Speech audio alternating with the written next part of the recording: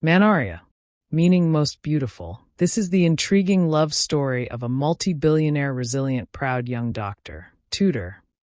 He decided to spend his money on research in a rural kingdom a few weeks before his wedding.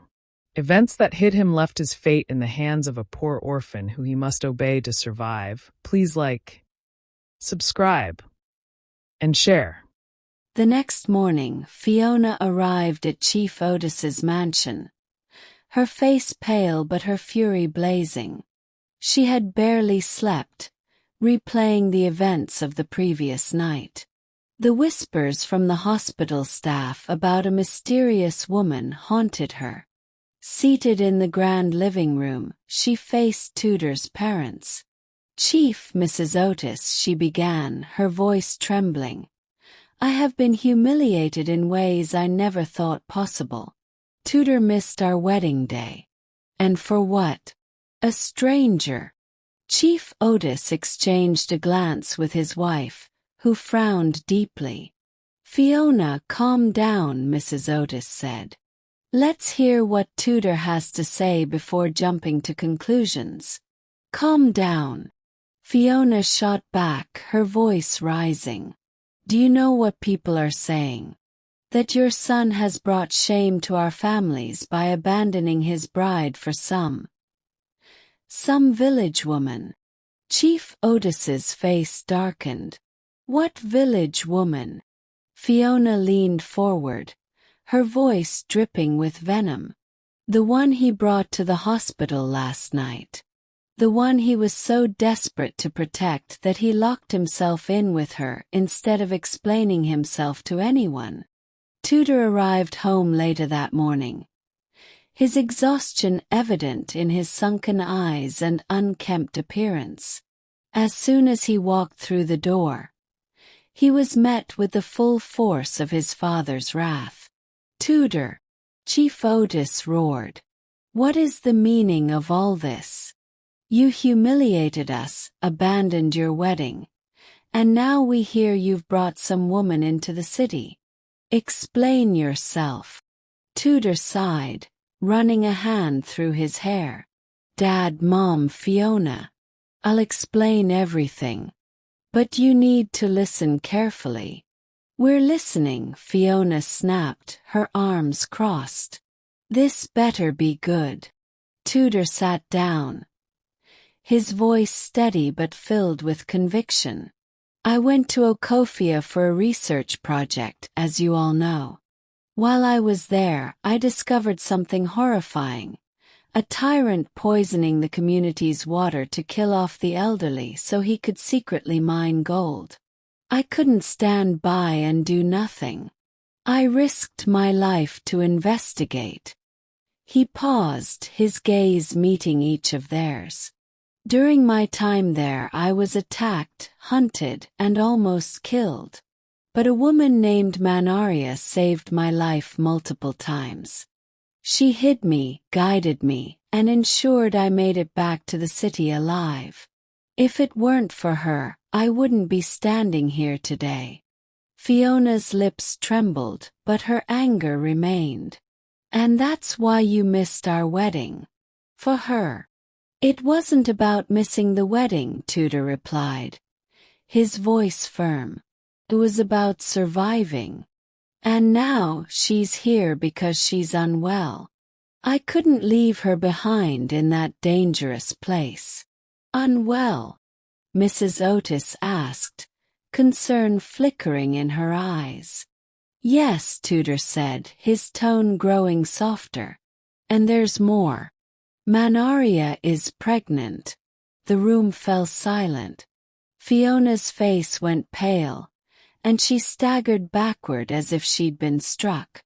Chief Otis looked at Tudor with wide eyes, while Mrs. Otis gasped, covering her mouth with her hands. "Pregnant?"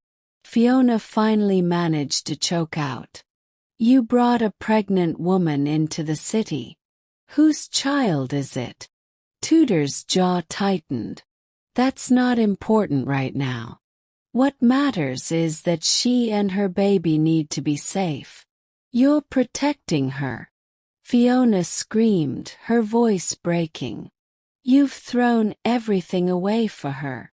"Tutor," Chief Otis said, his voice low and dangerous. "You need to send her back to Okofia immediately. This scandal is already too much. We can't afford more damage to our family's name." "No," Tudor said firmly, rising to his feet. "Manaria will stay here until her baby is born. Then we can figure out what comes next. But I won't send her back to a place where her life is in constant danger." "You're defying us?" Chief Otis asked, his voice rising. "I'm protecting someone who protected me," Tudor replied. "And if you can't understand that, then maybe you never really understood me." Fiona stormed out of the mansion, her fury uncontainable. She wasn't going to let this go. As she got into her car, she made a decision. If Tudor wouldn't send that woman away, she would find a way to remove her herself. Back in the house, Chief Otis and Mrs. Otis tried to reason with their son. "Tudor, think about the repercussions," Mrs. Otis pleaded. "This will ruin your reputation. Fiona loves you. Do you want to lose her?" Tudor sighed, his heart heavy. "Mom, I can't turn my back on Manaria. Not after everything she's done for me.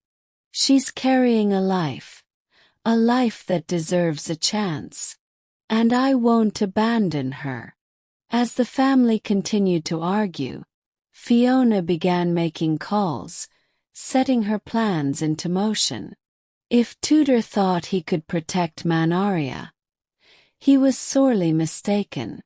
Fiona sat in her lavish apartment, her hands gripping her phone tightly as she made her first call. The recipient was a well-known tabloid reporter notorious for twisting the truth into salacious gossip. "There's a story you'll want to hear," Fiona said, her voice dripping with false sorrow. "Dr. Tudor Otis, the man who missed his own wedding, has brought a mysterious pregnant woman into the city. You might want to dig into that." The reporter, intrigued, assured Fiona the story would be investigated. Satisfied, Fiona made her next call to a private investigator. "I need everything you can find on a woman named Manaria. She's staying in the city under Tudor's protection. I want her background, connections, everything." Her final call was to Chief Otis. "Sir Tudor is being reckless. I need your help to stop him before he destroys his future and our family's reputation." Chief Otis promised to intervene, but Fiona knew that she couldn't leave anything to chance. Tudor, meanwhile, had his own plans. Knowing the growing tension in the hospital could put Manaria at risk, he decided the best place for her would be the family mansion. He approached Manaria in the small room he had set up for her at the hospital. "I want you to move into my parents' house," he said gently. "You'll be safer there. I can't trust anyone here. Not with Fiona and the rumors spreading." Manaria hesitated, her hands clutching the edge of the bed. "Tudor, I don't want to cause more trouble for you. I can manage here." Tudor knelt beside her, his eyes filled with determination. "You're not causing trouble, Manaria. I owe you my life. And now I have to make sure you and the baby are safe. Please trust me." Reluctantly, Manaria agreed. The next morning, Tudor arranged for discreet transport to the Otis mansion. When Tudor arrived at the mansion with Manaria, the atmosphere was tense. Fiona was already there, sitting with Chief Otis and Mrs. Otis. As soon as Tudor walked in with Manaria, Fiona's eyes flared with anger. "What is she doing here?" Fiona demanded, standing abruptly. She's staying here, Tudor said firmly. I won't leave her at the hospital where she's vulnerable. Fiona laughed bitterly. You've lost your mind. Bringing her here. Into your family home. Do you even care about what this will do to your reputation? To our families? Mrs. Otis looked at Manaria, who stood silently, her hands clasped nervously. Tudor, she said softly. This is not appropriate. Fiona is your fiancée. This is her home too. It's my home first, Tudor countered. And until Manaria is strong enough, she'll stay here. She's done nothing wrong. Fiona stepped forward, her voice icy. You expect me to live under the same roof as her, while you humiliate me and our families, over a woman you barely know. Tudor's voice hardened. I know her enough to know she's saved my life more times than I can count. I know her enough to know she's carrying a child that deserves protection. If you can't respect that, maybe you're the one who doesn't belong here. Fiona's mouth opened, but no words came out. Chief Otis intervened. Enough, both of you. Tudor, you're making this family a target for gossip and scandal. This woman, she doesn't belong here. She belongs wherever she's safe, Tudor shot back. And right now that's here. As the days passed, Fiona's rage simmered. She refused to stay at the mansion while Manaria was there, instead moving back to her own apartment. But she wasn't idle. The private investigator she hired delivered a file on Manaria, but there was little in it to use. She was an orphan from a remote village, with no criminal record or scandals. Furious, Fiona decided to escalate. She called Chief Otis again. Sure, this has gone too far. If Tudor won't send her away, we have to force her to leave. She's poisoning him against all of us. Chief Otis sighed. I'll speak to him again. But Fiona, don't do anything rash. Of course not, Fiona lied, already planning her next step. Back at the mansion, Tudor and Manaria settled into an uneasy routine. Tudor set up a small makeshift lab in one of the unused rooms to continue his research while keeping a close eye on Manaria's health. One evening, as they prepared dinner together, Tudor couldn't help but admire her resilience. Despite the hostility she faced, Manaria remained calm and soft-spoken. You're incredible, you know that? Tudor said as he chopped vegetables. Manaria glanced at him, her cheeks flushing. Why do you say that? Because after everything you've been through, you're still standing. Still kind. Most people would have given up. Manaria smiled faintly. When you've lost everything, you learn to appreciate the little you have. And right now I have you looking out for me. That's more than I could ever ask for. Tudor's chest tightened. He knew he was falling for her, deeper than he ever expected. The next morning, rumors began spreading about Manaria's presence in the Otis mansion. A tabloid article painted her as a manipulative gold digger, preying on Tudor's kindness. Fiona, of course, had been the source. Tudor found the article while scrolling through his phone. His blood boiled as he read the lies about Manaria. He stormed into the living room where Chief Otis was reading the morning paper. Who leaked this? Tudor demanded, slamming the phone on the table. Chief Otis looked at the article and frowned. I don't know, but this is exactly what I was warning you about. This woman is bringing nothing but trouble. She's not the problem, Tudor snapped. The problem is people like Fiona who can't stand that I'm doing what's right. Fiona loves you, Mrs. Otis interjected. She's just hurt. Hurt doesn't justify slander, Tudor said coldly. I'm going to find out who's behind this, and when I do, there will be consequences. Fiona sat in her dimly lit apartment, her mind racing with possibilities. The tabloid article hadn't been enough. Tudor had brushed it off, defending that woman like she was some saint. Fury bubbled beneath her calm exterior as she poured herself a glass of wine. This isn't over, she muttered to herself, dialing another number. On the other end of the line, a voice answered, gruff and impatient. What do you need? I have a job for you, Fiona said smoothly. I want you to make her leave. Scare her, humiliate her, whatever it takes. But keep it quiet. No harm. Just enough to make her understand she's not welcome here. The man chuckled. Consider it done. Fiona hung up, leaning back in her chair with a smirk. Let's see how long you last, Manaria. 2 nights later, Manaria sat in the small room Tudor had prepared for her, reading a book he'd lent her.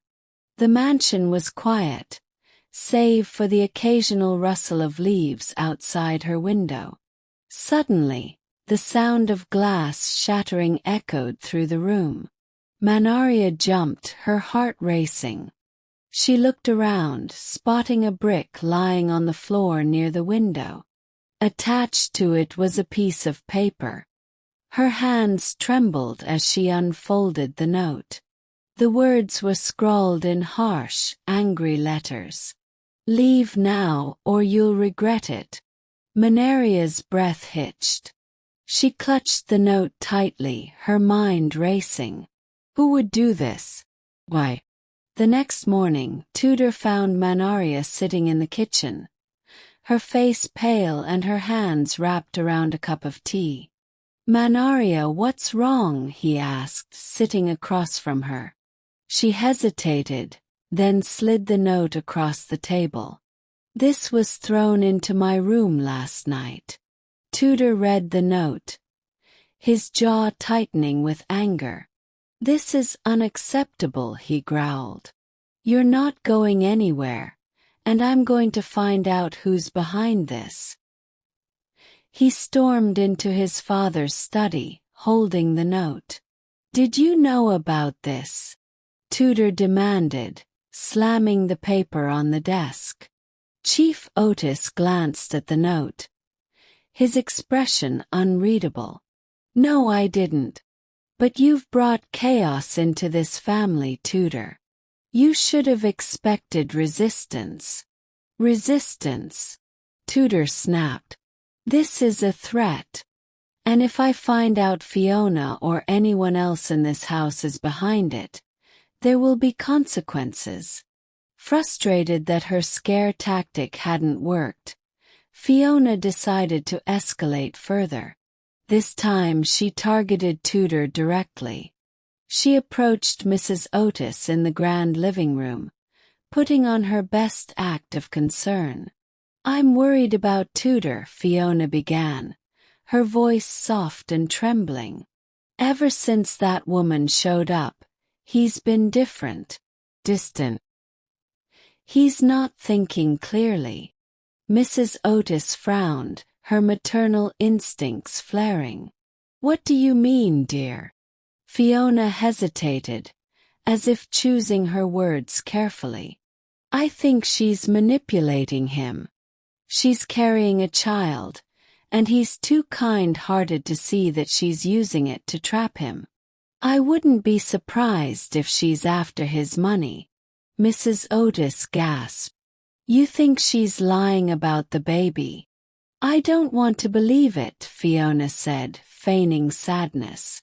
But Tudor has always been too trusting. I just want to protect him. Mrs. Otis nodded, her worry growing. I'll speak to him. That evening Mrs. Otis called a family meeting. Tudor, Chief Otis, and Fiona gathered in the living room. Manaria stayed upstairs, unaware of the brewing storm. Tudor, Mrs. Otis began. We need to talk about the situation you've brought into this house. Tudor sighed, already sensing where this was going. What now? Fiona has raised some serious concerns, Mrs. Otis continued. She believes this woman might be manipulating you. And frankly, I think she's right. Tudor's eyes narrowed as he looked at Fiona. What did you say? Fiona put on an innocent expression. I'm just worried about you, Tudor. She shows up out of nowhere, pregnant, and now she's living here. You have to admit, it looks suspicious. She didn't show up, Tudor snapped. I brought her here because she saved my life. And that baby she's carrying. She nearly died protecting it. So don't you dare question her motives. Chief Otis cleared his throat. Be that as it may, Tudor, this situation is untenable. The press is already sniffing around, and our family's reputation is at stake. I don't care about the press, Tudor said firmly. What I care about is making sure Manaria and her child are safe. Then marry Fiona, Chief Otis said bluntly. Do the right thing, and this whole mess will go away. Tudor stood, his voice cold. I'll marry Fiona when I'm ready. But I won't abandon Manaria. Not now, not ever. Fiona left the meeting fuming. Every attempt she'd made to drive Manaria away had only strengthened Tudor's resolve. She decided there was only one option left. She had to destroy Manaria's reputation completely. She made another call to the tabloid reporter. I have another story for you, she said, her voice sharp. The woman Tudor brought into the city. She's not what she seems. I have proof that she's been lying about her past. The reporter listened eagerly as Fiona spun her web of lies. By the time the call ended, Fiona felt a twisted sense of satisfaction. If Tudor won't see the truth, she muttered, then I'll make sure everyone else does.